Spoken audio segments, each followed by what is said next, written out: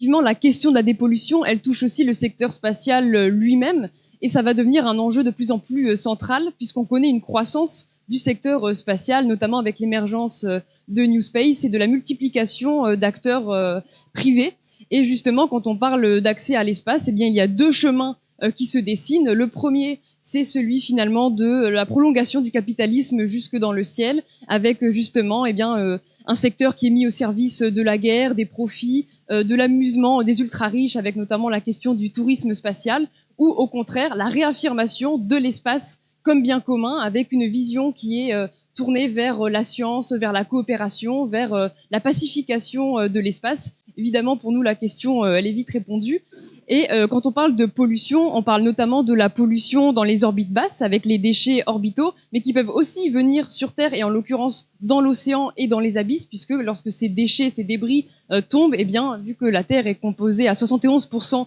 de la mer, évidemment, ça atterrit dans l'eau. Et donc, évidemment, pour nous, comme je l'ai dit, on est pour l'espace comme bien commun, et surtout, on réaffirme le fait que le spatial est un outil au service de la planification écologique. Ça a été dit, c'est un outil qui est central pour observer les dégâts du capitalisme sur l'atmosphère, sur l'océan, sur les forêts, sur la Terre, tout simplement. Et la France, elle a les moyens, elle a l'envergure, elle a la légitimité, justement, pour porter la question de la planification publique de ce secteur, mais elle n'en a pas aujourd'hui la volonté. En tout cas, quand on regarde au niveau européen, il n'y a pas cette volonté d'indépendance européenne dans le secteur, puisque rien que la semaine dernière au Parlement européen, puisque je suis députée européenne, on a eu à se prononcer sur une résolution. Évidemment, la France insoumise a voté contre, mais cette résolution a été adoptée, et c'est pour autoriser le lancement de satellites européens Galileo depuis les États-Unis, grâce, ou plutôt à cause, des fusées SpaceX d'Elon Musk, un milliardaire libertarien états-unien, ce qui fait beaucoup de défauts pour un seul homme.